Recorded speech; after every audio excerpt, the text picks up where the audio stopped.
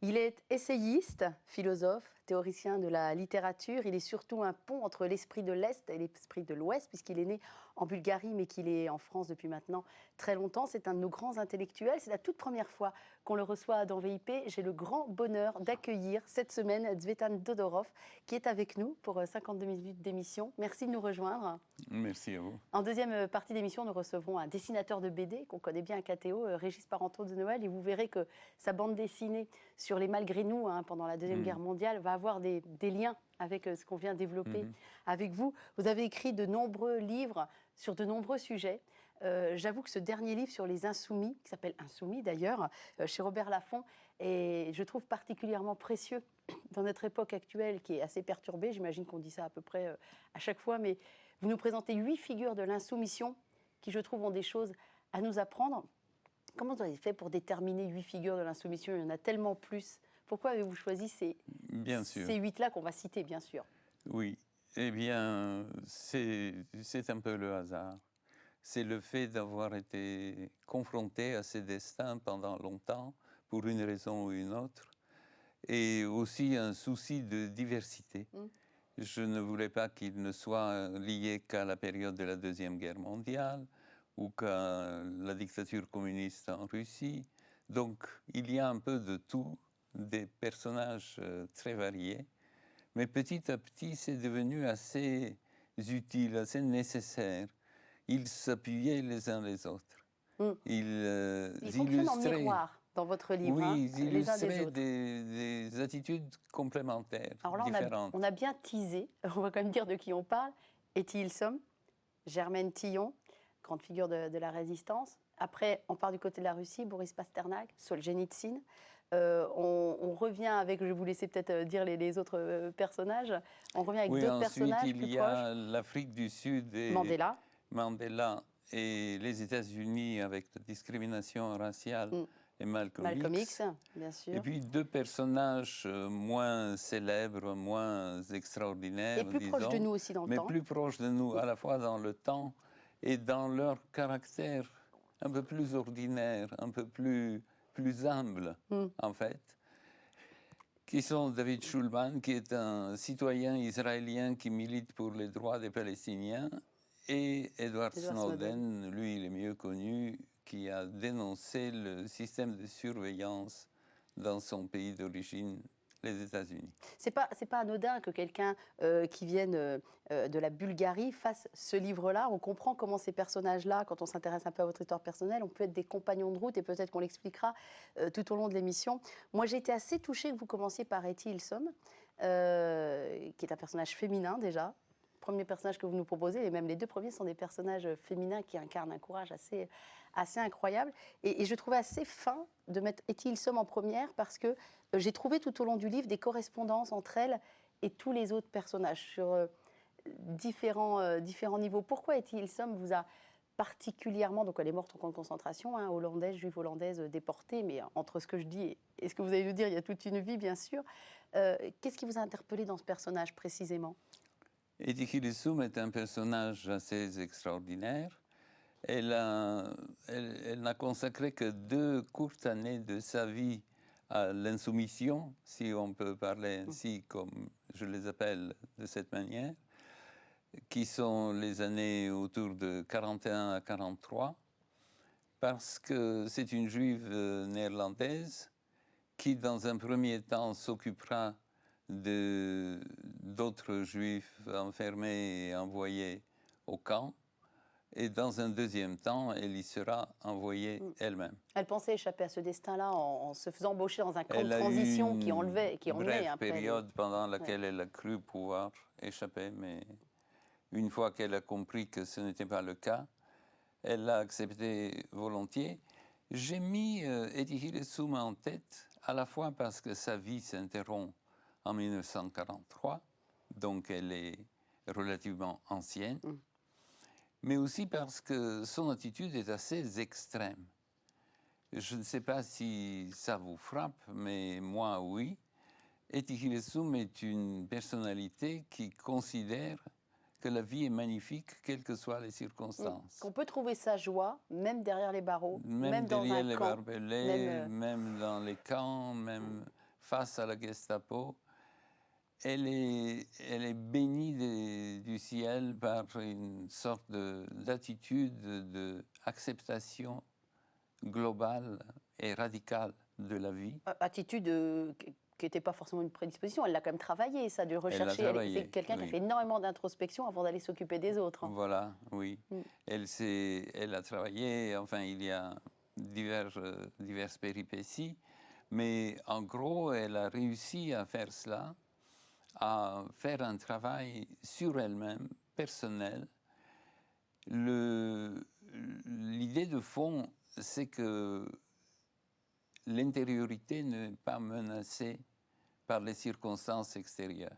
À condition d'avoir une intériorité forte comme elle l'avait. Comme elle l'a. Je pense que ce qu'elle dit doit être très difficile à entendre pour d'autres personnes qui ont vécu dans les mêmes conditions. Oui, mais pour elle, c'est une possibilité. Et par ailleurs, c'est une personne quand même aussi très humaine. Elle a des amants, elle rencontre des personnes très variées, elle les connaît très bien, aide, se fait aider. Elle n'est pas, ce n'est pas une sainte. C'est pas une sainte ni touche. Moi, c'est ça qui m'a Voilà. plu, c'est que son premier amant, il a genre 30 ans de plus qu'elle. Son deuxième, d'ailleurs, elle les a plutôt en parallèle, il a aussi 35 ans de plus qu'elle. Voilà. C'est pas quelqu'un d'éthéré, qui est, C'est voilà. pas du tout quelqu'un Elle est d'éthéré. de l'ordre de la sensualité C'est et en même temps de une personne l'intériorité. qui aime la vie dans toute sa plénitude. Voilà. D'ailleurs, elle a renoncé à être sœur à cause alors, de ça. ce qu'il y a de problématique quand même dans cette attitude, c'est que pendant tout un temps, elle se refuse à adopter quelque attitude politique que ce soit, c'est-à-dire de résister. Elle se pense comme un baume versé sur tant de plaies, Voilà. comme quelqu'un qui aide les autres à supporter l'insupportable. Mais elle ne demande pas du tout, elle est hostile même au combat armé contre les forces allemandes. Elle ne voit pas de différence une fois qu'on s'est engagé dans la résistance. Elle trouve que ce serait aussi mauvais que ce que les Allemands nous font, que nous leur en fassions autant. Jusqu'à ce qu'elle se dise quand même, ce serait pas mal si l'aviation anglaise bombardait cette voie ferrée qui, dans ce camp de transition, emmène les gens vers la mort et va emmener sa propre famille vers la mort aussi. Comment ça a changé un petit peu d'avis. Donc, à la fin, elle change d'avis, mais pendant tout un temps, elle résiste à cette idée et donc elle occupe une position assez extrême parmi mes personnages. C'est quelqu'un qui a une attitude morale, mais pas vraiment un choix politique. Or, mes autres personnages ont soit plus, soit les deux, mais en tout cas, ils sont pris aussi dans le combat politique. Alors souvent, vos personnages que vous avez choisis vont vivre aussi des conversions intérieures, des manières de se changer soi, vont changer la vie aussi. Vous nous mettez en miroir Germaine Tillon, qui s'est, elle, engagée en acte dans la résistance, qu'on va retrouver à deux endroits, en Seconde Guerre mondiale, et vous parlez aussi de l'Algérie. Et ce qui est étonnant, c'est que parallèlement, là où Germaine Tillon va perdre la foi, quand elle va être en prison, elle dira qu'elle a gardé les deux autres vertus théologales, espérance et charité, mais elle va perdre la foi. Et Tilsoum, c'est l'inverse. Elle, sa foi, au contraire, va se renforce et se construit dans un endroit où on pourrait penser qu'il n'y a que misère et désespoir. Hein. Oui, mais Germaine Tillon a une forme de résistance. Si on l'observe de près, elle est également assez intéressante parce qu'elle parvient à ne pas haïr les ennemis, à pratiquer une opposition, une résistance sans haine. Mais pareil pour Tilsoum, c'est ça qui est très intéressant, c'est pas de chez haine. Tilsoum, c'est radical. Trouvons la joie quand même là où on peut la trouver. C'est très étonnant. Très étonnant. Mais chez Etty, c'est extrême. Il n'y a que rejet. Chez Germaine Tillon, c'est plus méritoire, si je puis dire, parce qu'elle est quand même une résistante active. Elle combat les Allemands. Elle participe non pas à des actions terroristes, mais quand même à des actions complètement interdites et qui pourraient entraîner des condamnations à mort. D'ailleurs, elle a vu beaucoup de gens mourir autour d'elle. Elle a commencé par sa mère, mais pas uniquement. Sa mère, ses camarades du Musée de l'Homme, c'est une Torturé, hécatombe. tué. Mais ce que je voudrais ajouter, c'est que Germaine Tillon, et en fait Etikile Soum déjà, mais c'est moins étonnant, mais Germaine Tillon aussi, double la résistance à l'ennemi par une résistance aux démons intérieurs. Et c'est cela qui caractérise la plupart de mes personnages. Ils ne se contentent pas de s'opposer à l'oppression. De cela, il y a de nombreux exemples. Mais ils s'opposent sans construire l'autre comme une incarnation du diable. C'est une sorte de pitié un peu déplaisante, presque, dit Germaine Tillon, qu'elle éprouve quand elle voit les gardiennes de Ravensbrück dans leur procès, où elles sont interrogées pour rendre des comptes sur tout ce qu'elles ont accompli. Et qu'on va accuser d'actes qu'elles n'ont pas commis, et Germaine Tillon va pousser l'esprit de vérité, parce que ça aussi, la vérité traverse tout votre livre, jusqu'à dire on va aller témoigner pour ces gardiennes, parce que les actes dont on les accuse, on sait nous qu'elles ne les ont pas commis. Ça va loin quand même, hein. Oui, oui. C'est impressionnant. Oui, donc elle dissocie complètement l'individu de son acte. On condamne le péché, mais pas le Pas pécheur. le pécheur. Voilà. On condamne le crime, mais pas le criminel. Oui, c'est ça. C'est un peu son motto, ça lui sert de guide De dans ligne la vie, directrice. de ligne directrice. Et on va le retrouver avec d'autres personnages. On a évoqué deux figures féminines, en miroir l'une de l'autre. Juste après, vous nous proposez, dans votre livre, Tsvetan Todorov, deux figures masculines qui ont vécu en Russie, deux prix Nobel de littérature, Pasternak d'un côté, et Solzhenitsyn qui arrive après, ne serait-ce que dans le cours de l'histoire, qui, eux, n'ont pas eu la même réaction, ont fait avec ce qu'ils étaient. C'est intéressant parce que c'est des personnages qui ont des failles aussi, qui ne sont pas des héros. Ce n'est pas des héros que vous nous proposez. Et c'est pour ça que ça marche, je pense, aussi, qui nous parlent. Mais ce sont des gens qui se sont retrouvés dans des situations extraordinaires qui les ont obligés à révéler quelque chose d'autre. Enfin, il y avait beaucoup de gens qui étaient dans ces circonstances extraordinaires-là, mais il n'y en a pas beaucoup qui aient eu le courage qu'ils ont eu de prendre leurs responsabilités, de se déclarer des opposants, des insoumis. Et il ne s'est pas tout de suite déclaré insoumis, Pasternak. Mais quand même, il a publié son livre. Il a fini. Alors, Pasternak, c'est le docteur Jivago. On va quand même, on peut dire au moins un titre qui rappelle quelque chose aux gens, c'est ça. Vous croyez que ça... Ah oui, ça parle quand même. Le film est oublié, j'ai peur. Ah, je ne crois pas, non. Je crois pas. Il y en a un qui va refuser le prix Nobel, l'autre qui va au contraire l'accepter et vouloir s'en servir comme d'une tribune pour crier sa vérité. Donc celui qui refuse, c'est Pasternak, celui qui accepte, c'est Solzhenitsyn. Ils n'ont pas du tout réagi pareil. Oui. Enfin, Pasternak est contraint. Il avait très envie de recevoir. Mais il n'a pas osé. Il avait peur qu'on l'expulse. Et il avait peur de mettre en... Parce qu'il soutenait quand même 3 familles financièrement et tout un tas d'autres gens. Kasachik plus. Ouais, il avait sa propre famille, la famille de sa maîtresse, la famille encore de son ex-femme, plus tout un tas de gens qui comptaient sur lui financièrement. Il a préféré refuser le Nobel. Et peut-être qu'il n'avait pas, vous le dites, qu'il n'avait peut-être pas les épaules aussi pour prendre ce... Oui, c'était pas un combattant. Il a fait ce qu'il a pu à sa dimension. Oui. Moi aussi, je le trouve en fait très sympathique, Pasternak, parce que plus humain. Solzhenitsyn a quelque chose du prophète, du personnage dur qui s'engage très fortement. Il a mis sa vie en danger plusieurs fois jusqu'à ce qu'il se fasse expulser de son pays. Voilà. Alors que Pasternak défaille, enfin, il a des défaillances.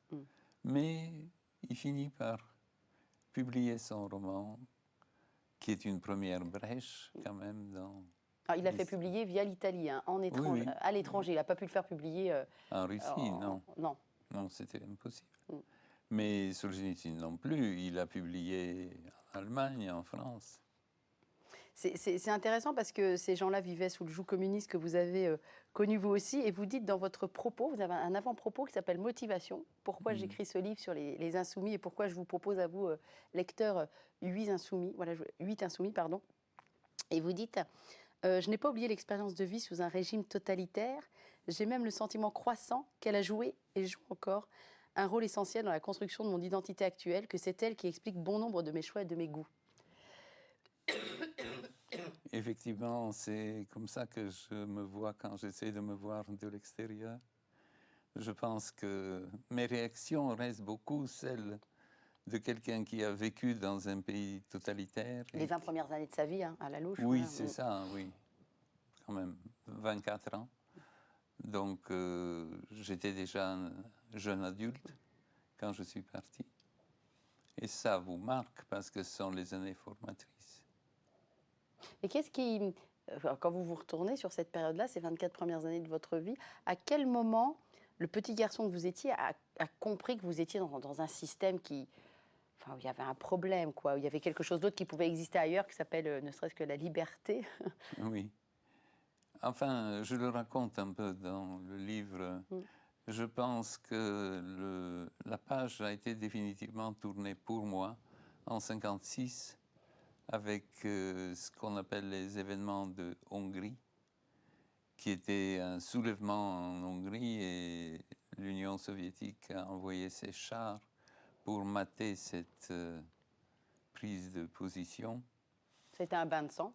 C'était un petit bain de sang, Mm. mais surtout c'était une démonstration que le communisme était irréformable.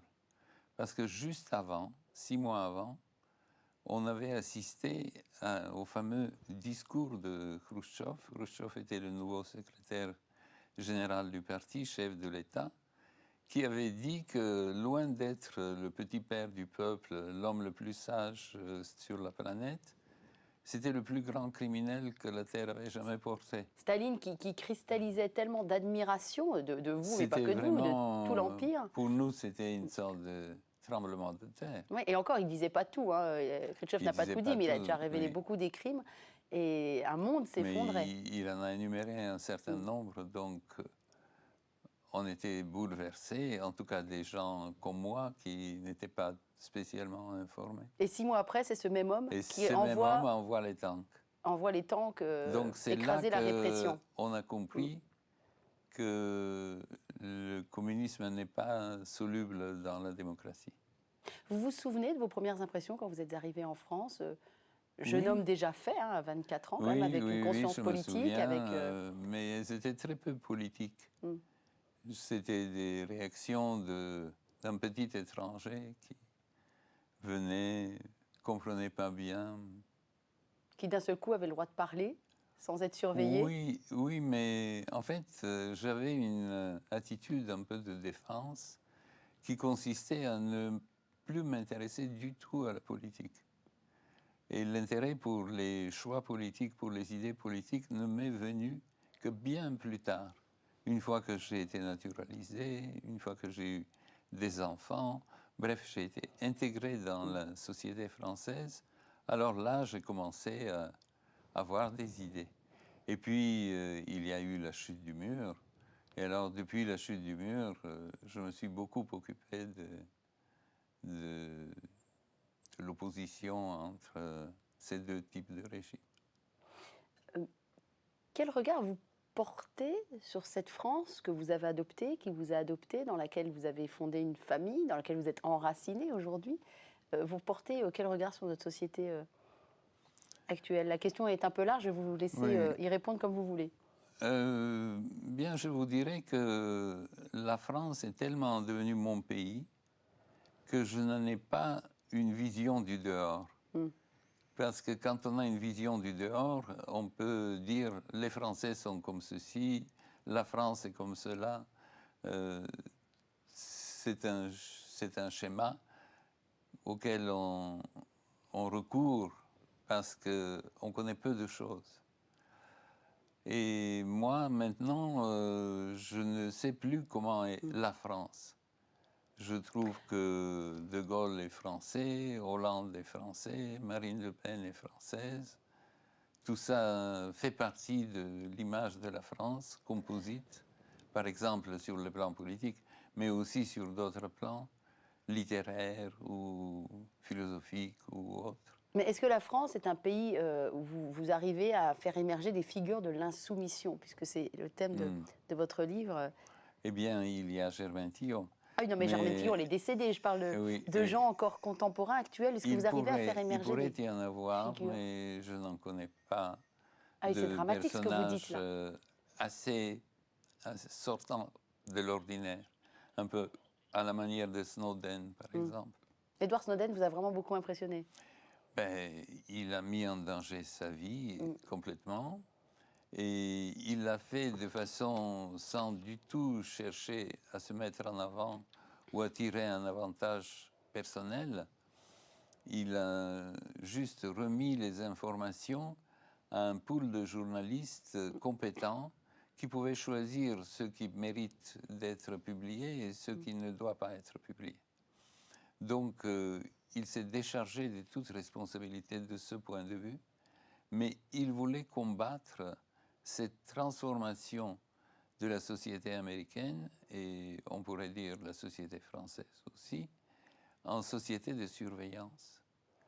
Parce qu'on est très content d'avoir des emails et des téléphones portables, etc. Mais en fait, on laisse partout des traces. Mm.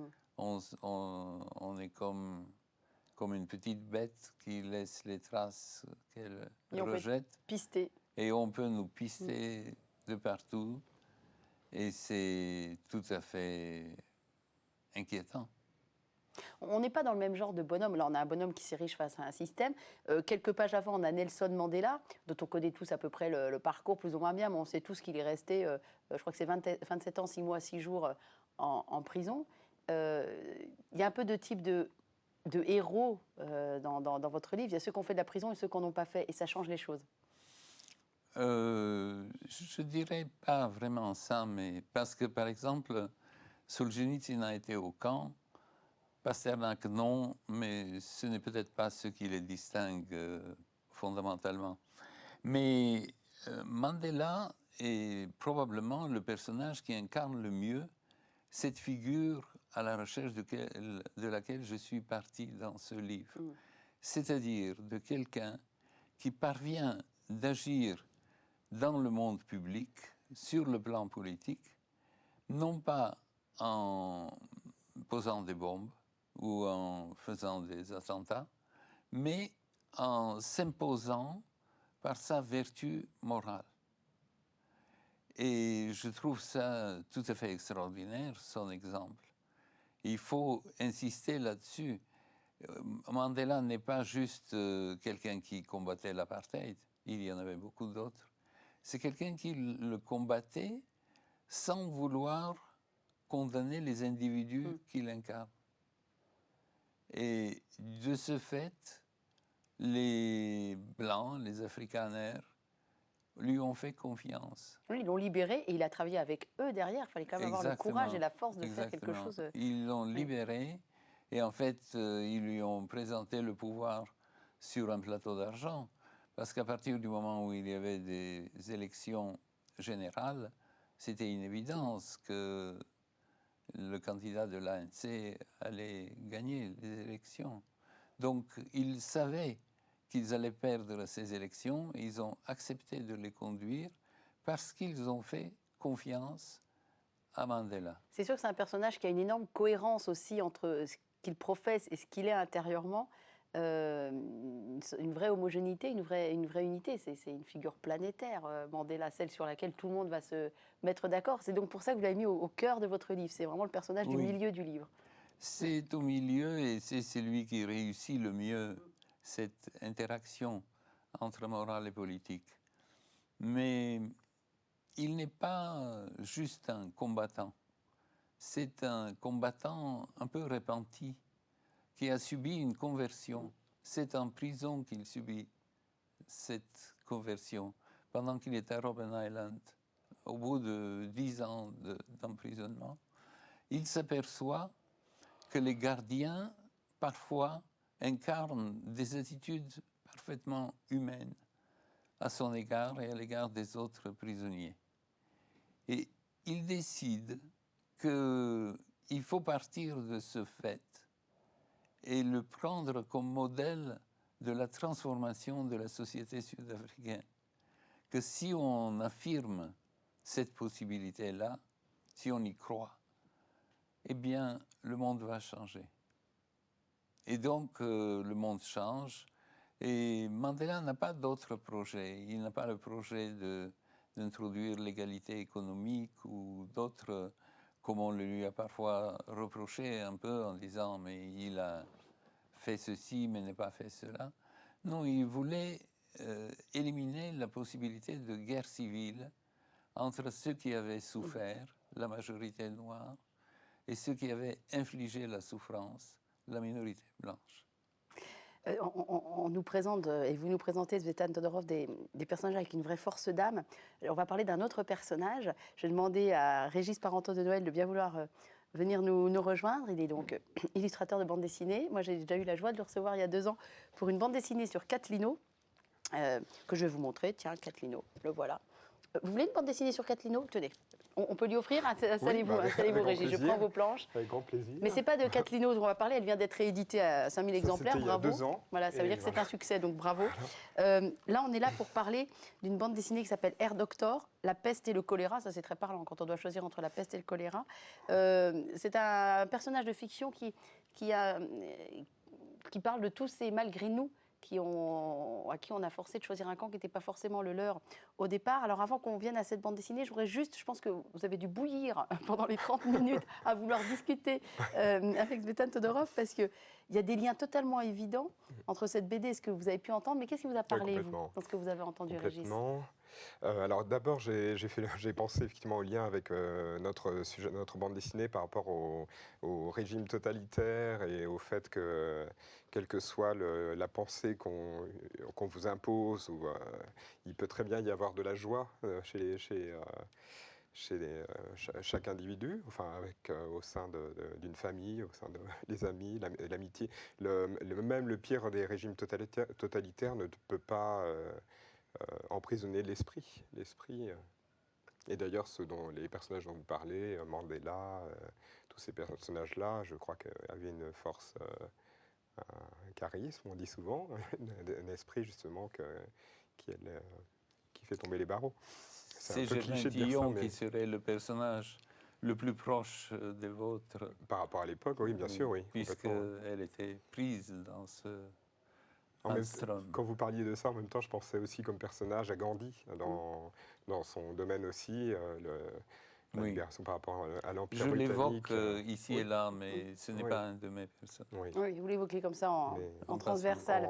Dans le sens avec la douceur, mais un peu comme l'eau qui érode avec le temps la roche, et qui finalement, sans esprit de revanche, c'est ce que vous disiez par rapport à Mandela aussi. Il y a cette idée forte de construire autre chose. Sans vouloir se venger ou quoi que ce soit. Alors vous avez choisi un média différent, tous les deux. Il y en a un qui nous livre un essai pour adultes ou jeunes adultes, un autre qui choisit le milieu de la bande dessinée, mais parce que vous êtes illustrateur de bande dessinée, donc c'est votre mode d'expression. Le scénario est de Jean-François Vivier, avec qui vous avez déjà collaboré. Les couleurs sont d'Anna. On ne parle pas assez des coloristes et il faut le faire. Colorisé Catlino. Voilà, et c'est intéressant de voir comment la bande dessinée peut être porteur d'un message grave et d'espoir aussi. La bande dessinée, c'est pas qu'Astérix et Obélix. On peut vraiment faire livrer des messages profonds. Et là, le personnage que vous avez choisi, enfin que vous a proposé Jean-François Vivier, est un personnage fort aussi qui va être dans je ne sais pas si on doit dire le mauvais camp, enfin, qu'on va obliger, c'est un médecin.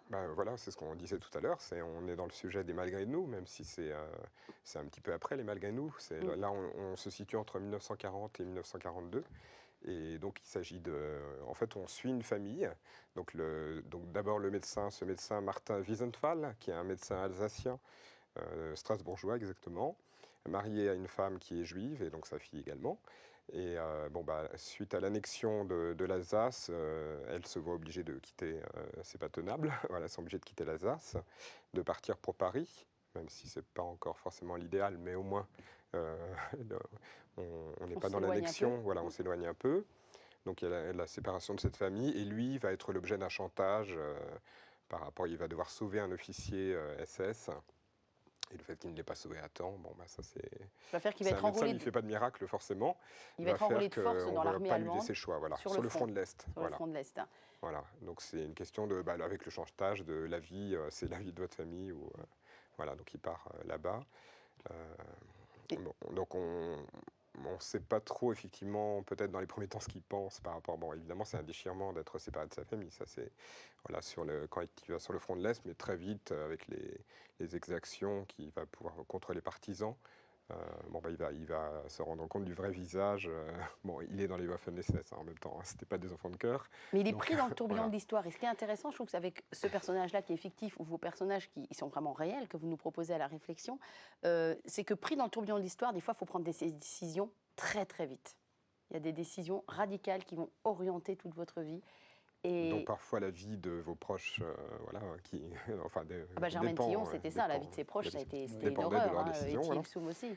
Oui, elle a une formule quelque part. Oui, vous tenez des discours de braves, fiers, en expliquant qu'il faut se sacrifier, qu'il faut faire ceci et cela. Et lorsque le moment arrive et que vous voyez ce que cela a donné, l'emprisonnement de vos meilleurs amis, on commence à C'est difficilement se poser tenable, des questions difficilement tenable les positions difficiles. radicales. Ouais. difficiles. Ouais. Donc voilà, c'est un personnage, et il ne s'agit pas d'un héros là. C'est vrai que Catlino, il y avait plus la figure du héros. Là, dans Air Doctor, bon, déjà on est plus dans le romanesque, et on suit vraiment une famille et ce personnage qui est vraiment bon, ballotté dans le tourbillon de l'histoire. Là, c'est particulièrement mouvementé, on va Mais ce qui dire. fait qu'on s'y reconnaît un peu plus aussi, parce qu'on se C'est dit, mais plus et humain, moi, la peut-être. fameuse question, et moi, Plus humain. j'aurais réagi comment à la place d'Etty Oui. Soum, Germaine Tillon ou de ce Est-ce héros que- fictif? Je suis où, moi, dans l'histoire? En fait, nous sommes tous les deux un peu dans le récit. Parce que les insoumis que je décris, ce sont des histoires, des récits de vie. Donc, c'est un peu la même chose, sauf que le vôtre est fictionnel, donc vous pouvez agencer Oui. un peu, c'est vous qui décidez comment... Bah, comme toute fiction, un il y personnage a est des un éléments, amalgame de différentes oui, choses. oui. Oui. Mais donc vous avez une plus grande liberté. Moi, je me soumets Oui, c'est l'histoire, là, un témoignage aux magnifique. exigences Voilà, scientifiques, Oui. donc ce qui a été dit, etc.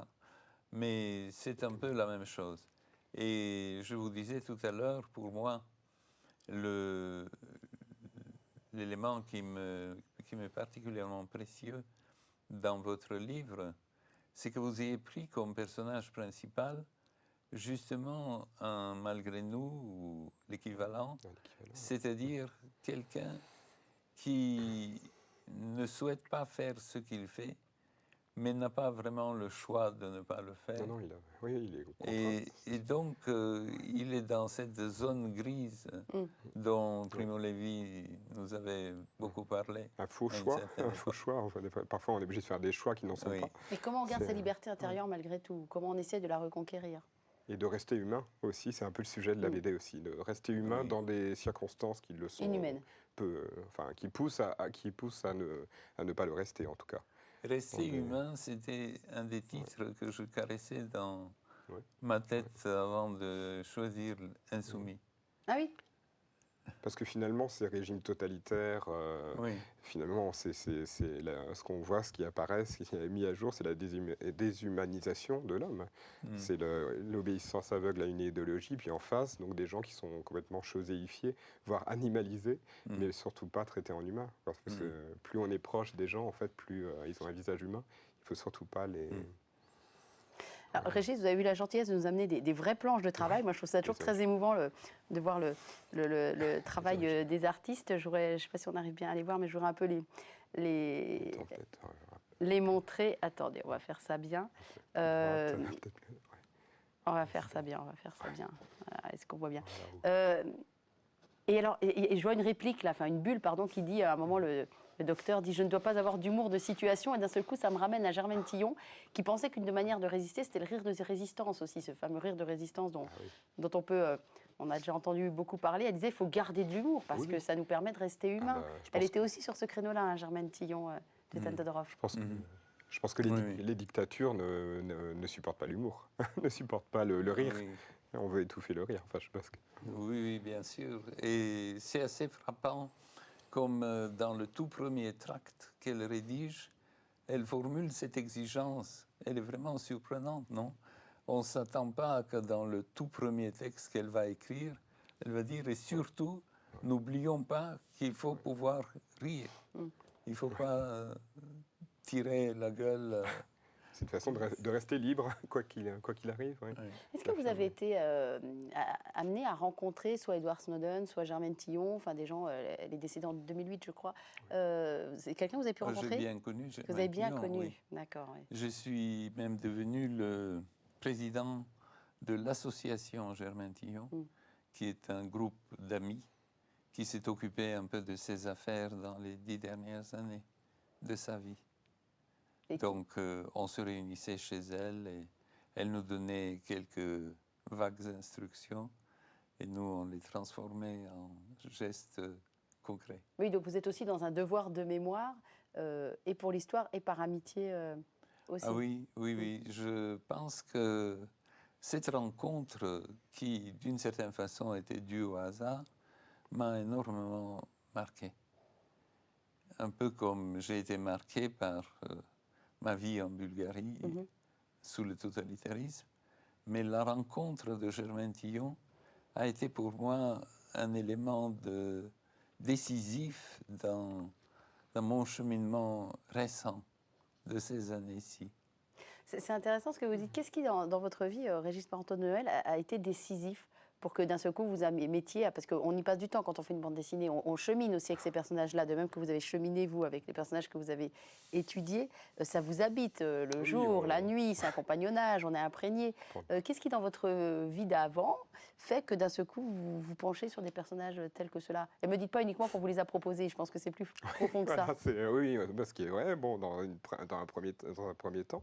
Bon, après, c'est vrai que... vous voulez dire avant que je fasse de la bande dessinée? Je ne sais pas, oui. Qu'est-ce qui pourrait me pousser à me dire, je me consacre pendant un an à... Oui, alors déjà, je pense que quand on prend cette décision, il faut vraiment être passionné par le sujet qu'on va aborder. Parce que c'est vrai qu'on vit tous les jours, un peu comme pour l'écriture de toute façon, on vit tous les jours avec des personnages. Donc, bon, par ailleurs, j'ai ma vie de famille aussi, heureusement. Non, mais vous allez préparer bientôt une BD sur France Stock. Il va être à table avec vous et les enfants. Oui, pendant il va être un an. à la maison aussi. Faut savoir. Oui. Je vais vivre avec lui. L'abbé France Stock. Ouais. Qu'est-ce qui a fait ça? Parce que je pense que la BD, bon, c'est un moyen d'expression qui permet de faire passer beaucoup de choses. Et donc, moi, je suis un petit peu un transmetteur je veux faire passer, voilà, je ne fais que témoigner, hein, bon, avec Jean-François Vivier, je ne suis pas tout seul, hein, le scénariste, mais je trouve que c'est un moyen aux plus jeunes générations aussi, peut-être les pousser à s'intéresser à des personnages auxquels ils auraient peut-être plus de mal à s'intéresser autrement.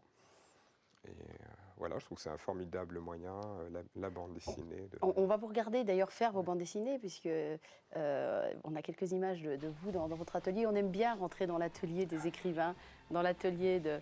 Voilà, c'est chez vous ça. C'est plus intéressant de voir les peintres que les écrivains. Ah, et on remarque tout de suite avec l'œil avisé que nous avons qu'il y a une icône sur votre bureau. Oui, ça c'est réalisé par ma professeure de dessin que j'ai eue à l'âge de 10 ans et qui est professeure d'icône. Et c'est important d'avoir cette icône en face de vous pendant que vous travaillez. Elle me l'a faite spécialement pour moi et oui, je... Qu'est-ce que vous y puisez? Alors je ne sais pas si j'y puise forcément. C'est beaucoup de sérénité. Ouais. Beaucoup de sérénité. Alors ça, c'est un aperçu des planches que j'ai faites c'était en 2001, là, une petite histoire d'un poème au passant.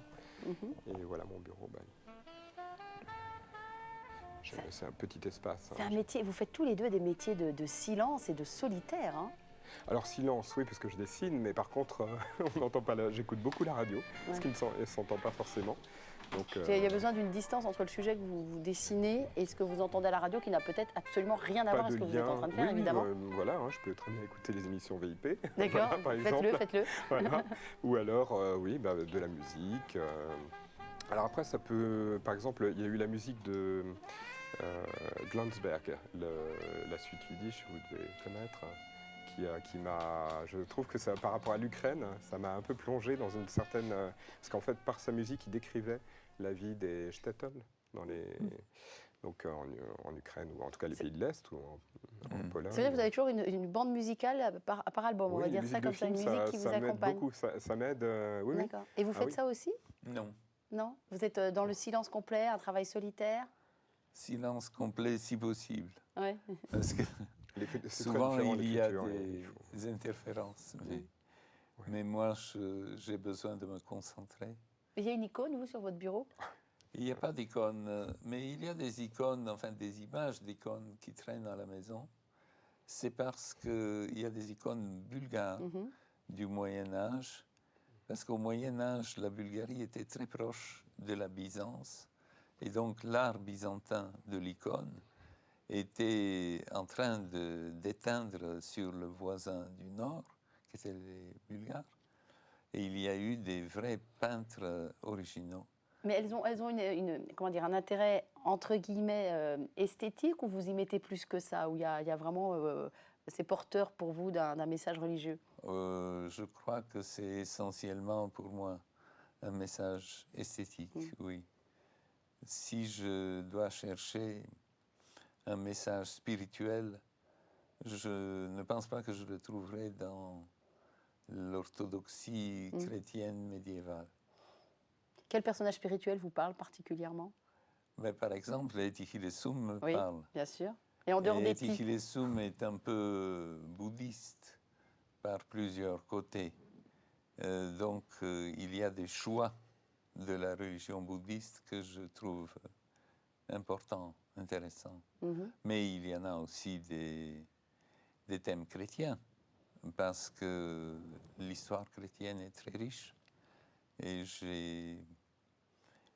vous savez, je n'ai pas étudié le catéchisme ni les évangiles pendant mon enfance, puisque la religion a été éradiquée en Bulgarie. Mais du coup, j'éprouve une grande curiosité pour les péripéties de l'histoire religieuse. Donc je lis ça, je m'intéresse.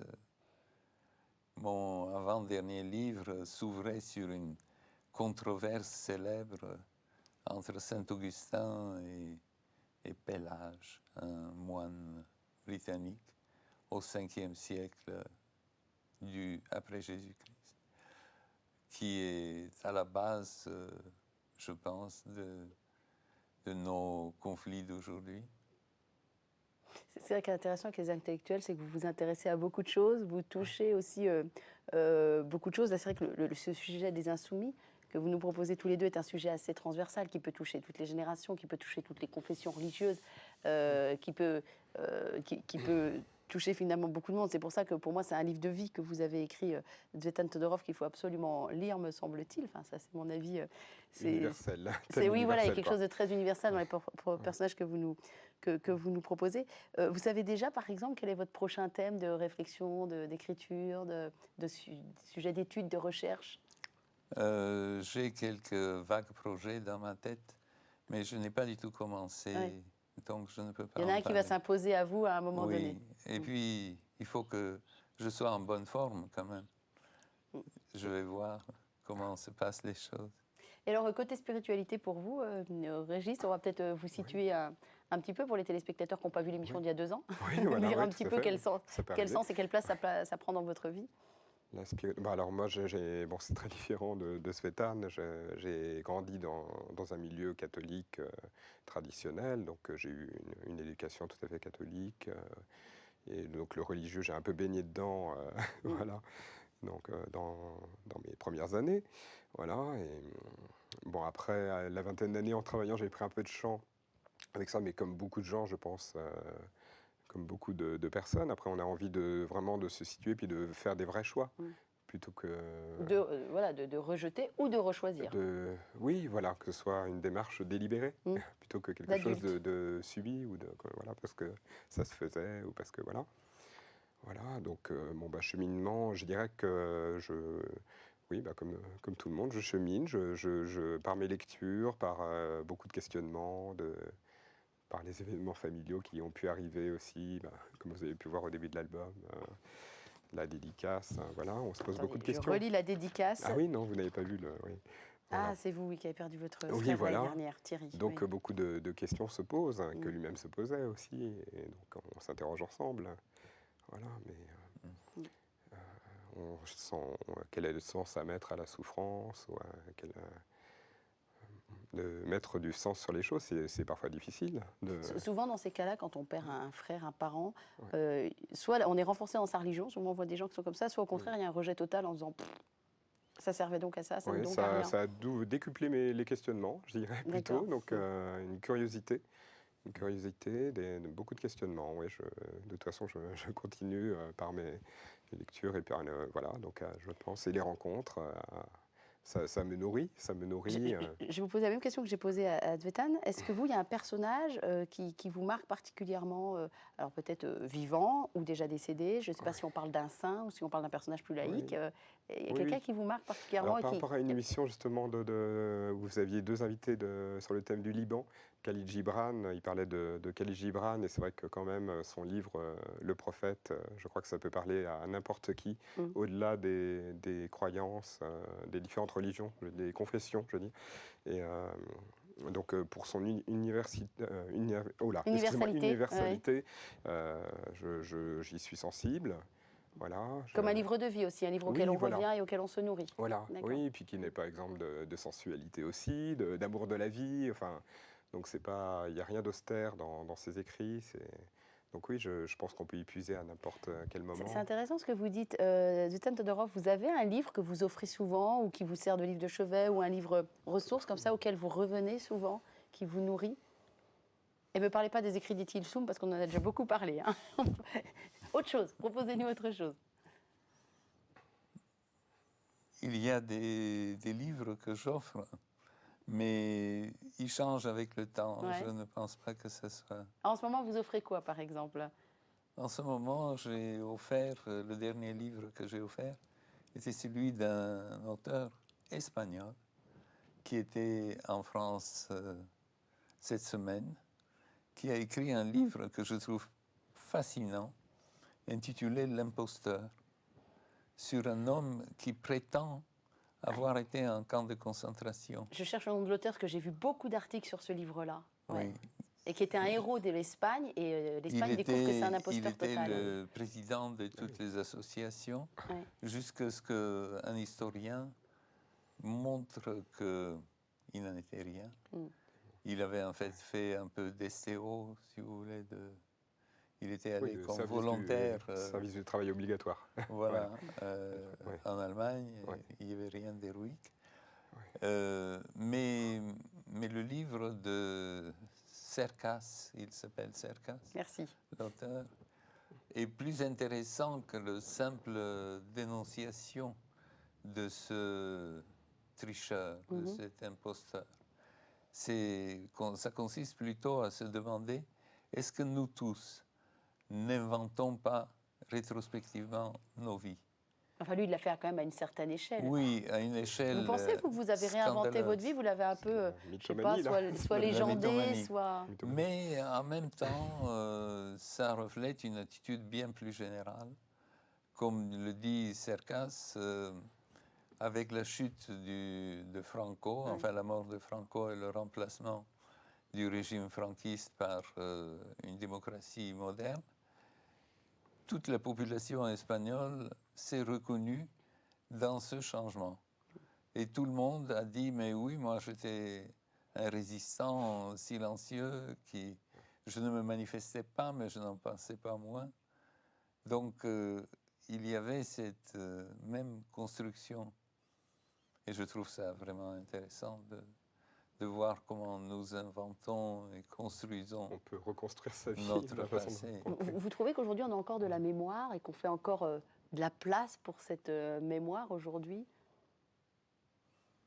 Il y a beaucoup de mémoire. Vous deux, oui, mais d'une manière générale. Non, mais elle joue un rôle important. Il y a des revendications, il y a des guerres de mémoire. Qui a la meilleure mémoire? Qui a souffert plus que les autres?